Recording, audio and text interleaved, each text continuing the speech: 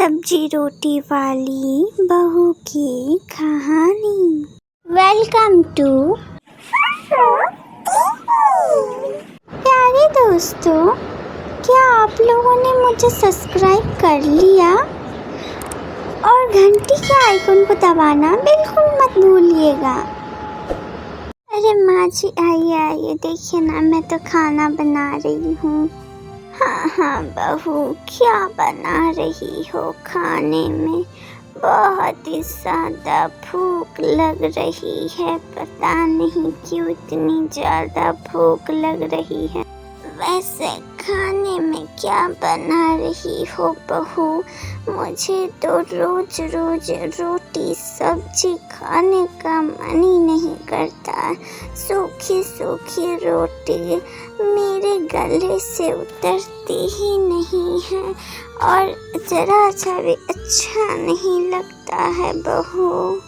अरे माँ जी, ये सब तो खाना ही चाहिए, रोज़ रोज़ चावल नहीं खाना चाहिए। पता आपको, रोज़ रोज़ चावल खाने से जोड़ों में दर्द रहते हैं। हम लोग अगर रोटी खाएंगे तो रोटी से कोई नुकसान भी नहीं होता। चावल तो गैस करता है, लेकिन रोटी पेटों में गैस नहीं करता है माँ जी।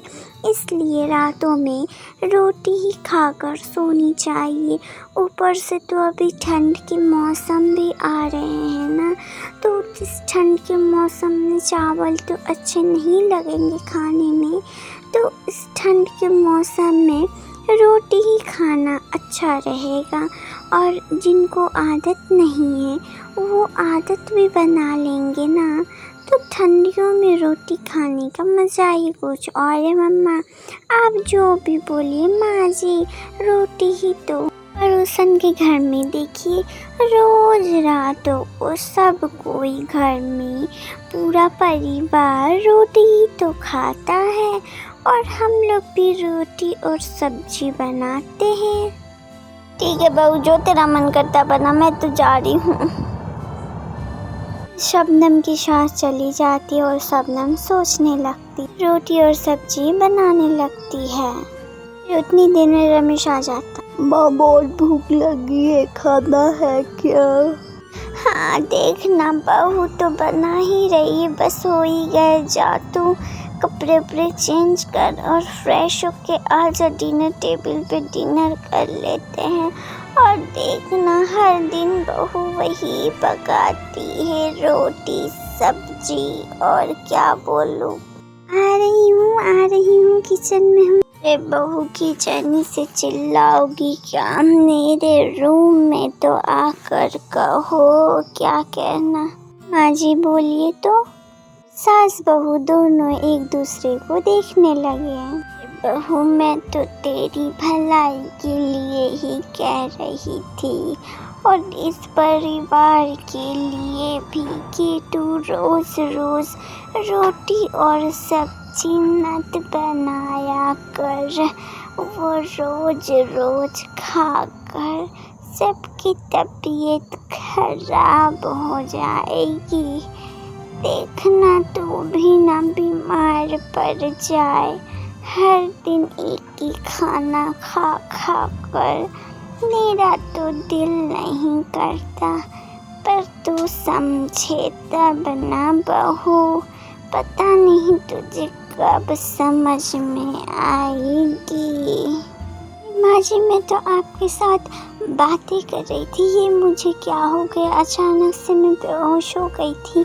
मुझे कुछ याद क्यों नहीं है, और मैं यहाँ पर क्या कर रही हूँ माँ जी? मुझे इतना कमज़ोरी लग रहा है ना माँ जी, मैं आपको क्या ही बताऊँ।